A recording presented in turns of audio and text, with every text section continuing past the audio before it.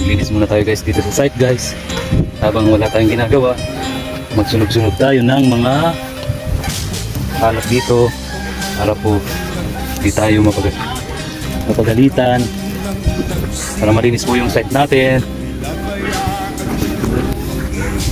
Pulot-pulot po ng dumi dito guys, magtagalinis guys. Susunog tayo guys dito guys kasi para malinis yung site natin guys. Oh, ano kaya to? Ano kaya to guys? Naiwan siguro dito. Naka ano to? Dalawang balot. Ano kaya to sir? Shabu ba to? Oh, ang dami oh. Shabu ba to? Ha? 1 kilo siguro to. Ano kaya to? Naiwan dito. Buksan nga na. Puro ba to? Ito. Para magkita natin, buksan natin. Yan guys. Yung talagang puro to guys. Musok guys.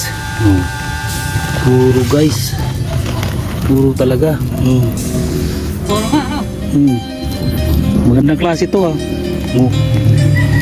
Naiwan nila. Sunugin na natin to para hindi na tumaka kung drugs man to o ano, para di na yan maka paniminsala ng mga tao kung naiwan, may nakaiwan yan.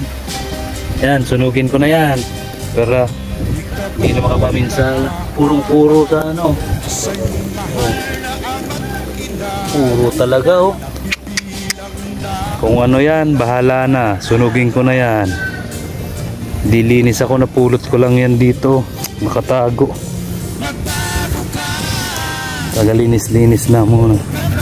Para sunugin na yon. Tabunan na natin. Puro pala yun eh. Yan guys, so sinunog ko na kasi yung napulot ko guys. Para kung ano man yan, hindi na magamit ng ano, diba? Sige guys, sunugin ko na yan para wala nang problema. Habang naglilinis ako guys, may nakita ako dalawang balot guys na plastic. Hindi ko alam kung ano yan guys. Nunaw ko na guys, akakong shabu pa yun. Naiwan nila sa labas, nakatago dun sa may damuhan na yun. Kung naiwan ng iba, babalikan nyo.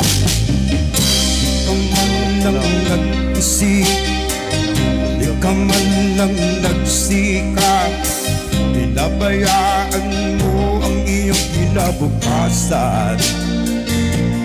Ba't ka ganyan? Di naman sila nagkulang, ibinigay ang iyong kailangan. Bakit bumagsak ka sa kalukuhan?